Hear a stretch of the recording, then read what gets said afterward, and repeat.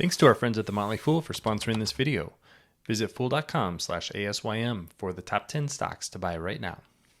Netflix reported results last week, and the market didn't really like what they saw. The reaction was pretty interesting. The stock had risen coming into earnings, but actually gave back most of those gains right after earnings came out. I didn't think the numbers were too bad, but I think it's worth digging into the trends and some of the concerns that investors should have for Netflix right now. My name is Travis William. Thanks for watching Asymmetric Investing. Please subscribe here on YouTube for all my content and check out the Money Collaborative event I'm doing on August 18th in the DC area. If you're in that area and interested in the markets, it's going to be a great time. But on to Netflix, let's dig into some of the results. This is the first table to look at with Netflix's results. You can see at the top revenue and then revenue growth, 2.7%. Not a lot of revenue growth there, but I'll dig into exactly where that's coming from. That's going to be really important because the one number that was really impressive was the number of streaming memberships and the growth, 8% growth year over year, adding almost 6 million subscribers. Now, Netflix did start to crack down on password sharing. So a lot of that growth, especially in certain markets, is because basically people just aren't sharing their Netflix accounts like they were.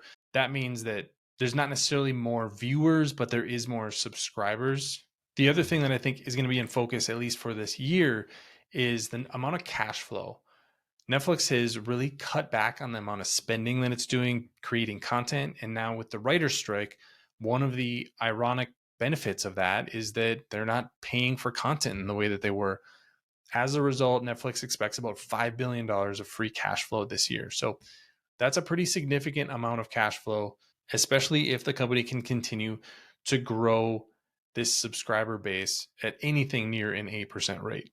Now, as we get to some of the concerns, one red flag that really popped up to me in the results was on the top here. This is the United States and Canada.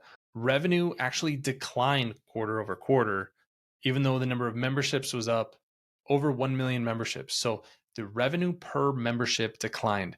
Netflix didn't say a lot about how much advertising revenue that they're generating or exactly where that's coming from, but that could be a concerning number.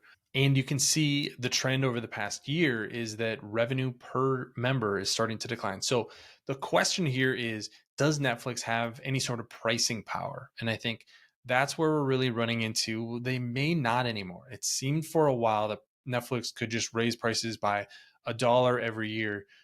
Now that we're at about $16 in the US and Canada, it doesn't seem like that price increasing. It doesn't seem like it doesn't seem that prices can increase as much as they used to. So maybe a little bit of a cap on the amount of revenue per user, at least until we start to see advertising be a more meaningful piece of the picture for Netflix. In the next two regions, you see the same thing. Europe, the Middle East, and Africa, actually great growth with 2.4 million subscriber additions, but prices coming down a little bit. Not quite the same as what we saw, at least on a sequential basis in the US and Canada. But look at the year over year numbers. Average revenue per membership, $11.17 a year ago, now $10.87. So again, is there any sort of pricing power? Right now, that doesn't appear to be the case, at least in that region. Go down to here to Latin America, and you get a similar story. Great growth numbers, 1.2 million additions, but again, stagnant revenue per user. APAC was really the shocker. Over 1 million subscriber additions in every quarter the last 5 quarters. But the average price of a membership a year ago was $8.83, now $7.66, down 13% year over year. So that's a really big decline in the amount of money that you're able to charge for streaming services in a market that now has over 40 million users. I think the surprise here is that Netflix and maybe other streaming services just don't have the pricing power that it seemed that they did in the market. Once you start pushing into that $15, $20 a month, now you're starting to be at a price point where consumers are really starting to consider, does this make sense to have?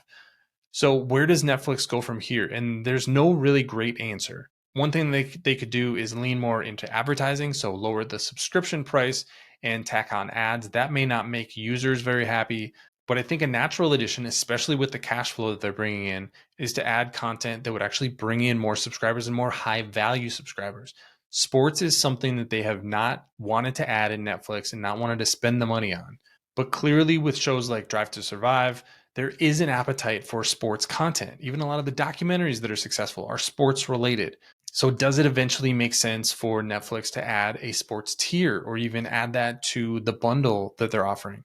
I think that may be the only way that Netflix is going to get its content up to $25, $30, $40 per subscriber. That seems like very high numbers, but remember that cable was over $100 per subscriber. It's not inconceivable that Netflix should be the company that's able to demand the highest prices in streaming right now, but they have to have the content value to match what they're asking subscribers to pay. Seems like they're bumping up against that right now. And it's understandable both from a consumer standpoint and from Netflix standpoint, where they want to conserve some cash and not burn it all on content when they don't know exactly what's going to be successful. So not a lot of great answers for Netflix, a lot of shakeout. There's a lot of shakeout to be done in the streaming business in general. I think this is still a well-positioned company, but that pricing power is a real red flag to me coming out of the second quarter. What did you think of the results? Leave your comments in the comments section below. Don't forget to subscribe to Asymmetric Investing. Thanks for watching, everybody. See you here next time.